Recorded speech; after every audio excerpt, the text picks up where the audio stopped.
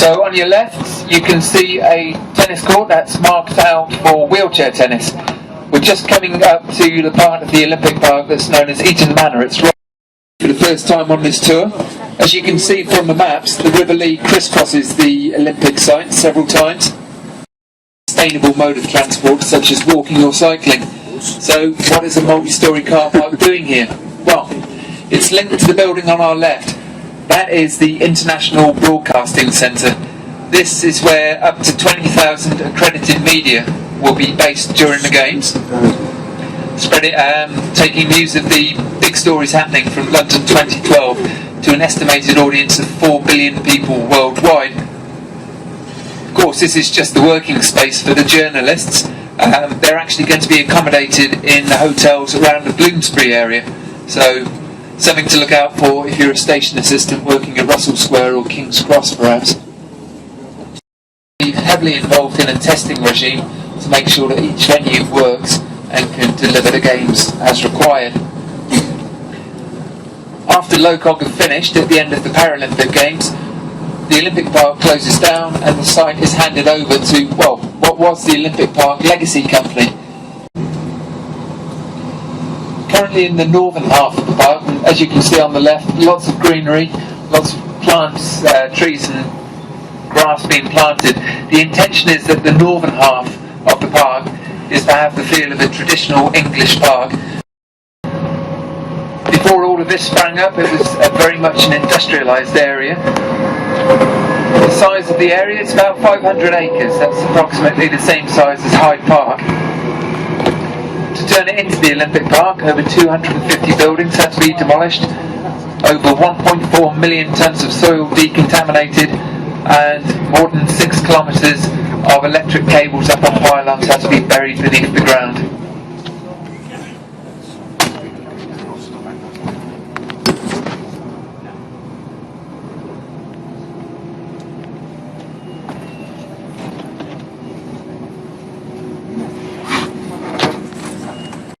Day 27th of July this year, when the opening ceremony kicks off at 12 minutes past 8 in the evening. 12 past 8 in the evening is of course 2012 24-hour clock.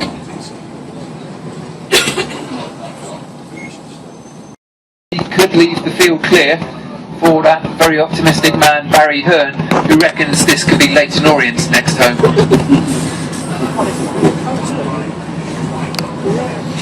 What we are certain of is that it will be hosting the World Athletics Championship in 2017, so the field and track will have to stay intact.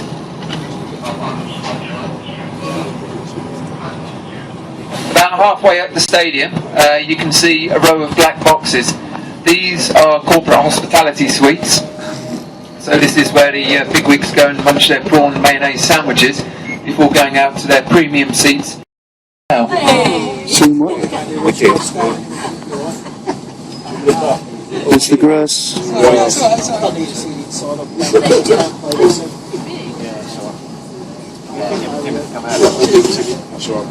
Thank you very much, Santos. Driving nice and slow past that.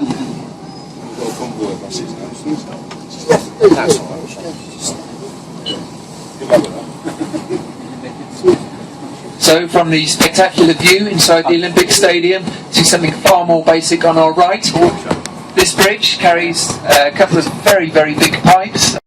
During the Olympic Games, there's a viewing gallery up there, but it's going to be used for corporate entertainment. Members of the public will be able to go up there once the park opens in early 2013. Corporate entertainment. We pay for a bloody thing. And we're going over the River Lee once more, and the next building you can see, graceful central swooping shaped section with 2 triangular wedges driven into it. That's the aquatic centre. This is where all the swimming's going to take place during the Olympics. Some big Team GB hosts during the games. Rebecca Adling, equestrianism at Greenwich, shooting at Woolwich, beach volleyball at Horse Guards Parade, proper volleyball at Earl's Court. Hyde Park will have a live site holding 60,000 people. No actual sports being played there, but it is live coverage from the rest of the Olympic Games. Lords has archery, Wimbledon tennis, And up at Wembley, there'll be the stadium for football, built on top of what was the Eastway cycle circuit. If I can get this alligator now, I'll be rich. I'll put it on YouTube and I'll be rich. But you're not there. I'm not going And somewhere else around here, buried for archaeologists in the future to come, they will find the remains of Hackney Dog Track.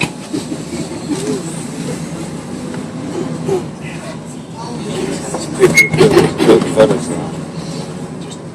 There's one, they built one, and outside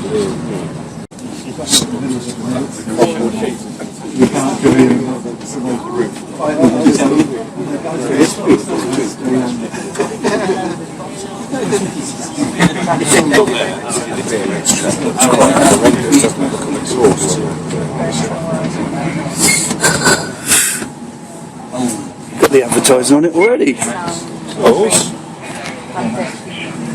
And then immediately after the velodrome on the left is what looks like a spoil heap. This is actually a world-class BMX track.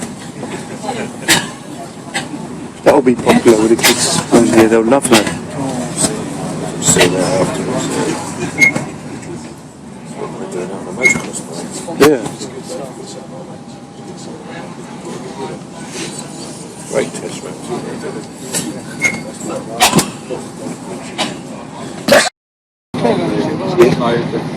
And now it looks like we're heading back to the Fit for London venue, so that pretty much concludes the tour.